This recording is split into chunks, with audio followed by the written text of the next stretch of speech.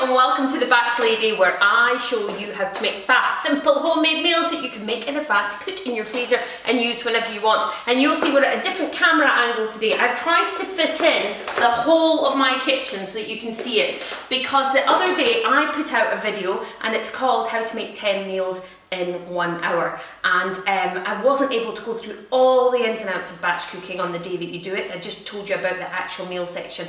So I quickly want to tell you that if you want to do these 10 meals in 1 hour, there's certain things that you can do in your kitchen that can make it 10 times easier.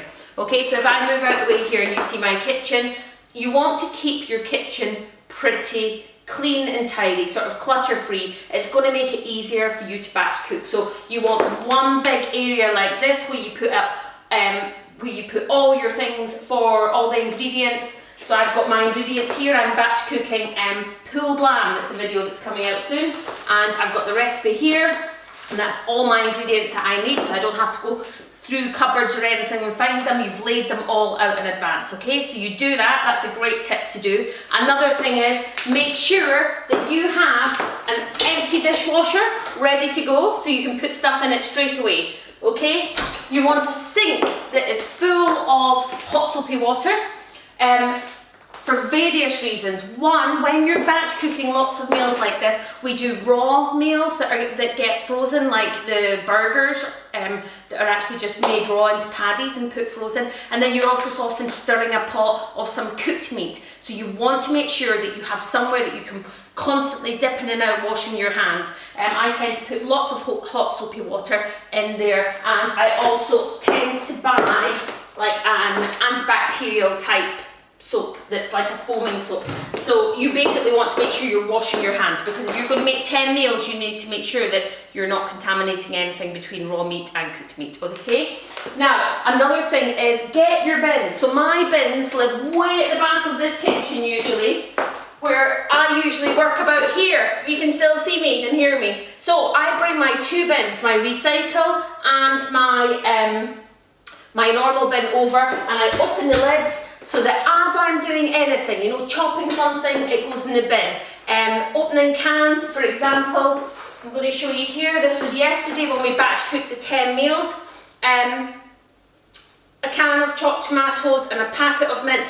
All I will do straight away, and I'm going to show you this because I don't want you to have any cleaning up at the end of you doing your batch cooking session. So as you open your can of tomatoes, just swish them in the water. Make sure it's completely clean, and then it's easy to go to the recycle. Do the same with your other one, get it in the recycle.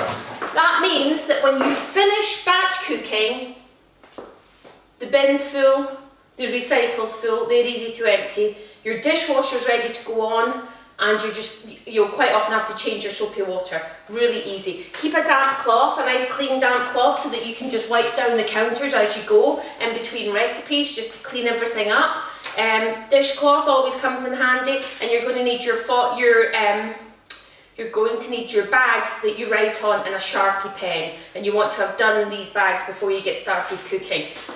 Your cooker's on, so it's a really nice, easy system, okay? So I can work between my cooker and my sink. And it means, I used to batch cook years ago, and their plates would look a mess. You finish batch cooking, you're tired, and you just look around and think, oh, I can't believe we've got to do that. You don't need to anymore. If you set it up right, bins beside you, hot soapy water, empty dishwasher, you just clean as you go, and things clean so much quicker. If you've just used that bowl and you swish it in the water and give it a quick swish around, it cleans in no time. If you leave it for 4 hours, you're going to be chiseling it off, okay? So make sure you wash your hands lots, set up all your stuff. It's really easy, it's really simple. If any of you have given my 10 meals in 1 hour a go yet, get in touch, let me know how you get on. And I hope you enjoy these videos. Bye!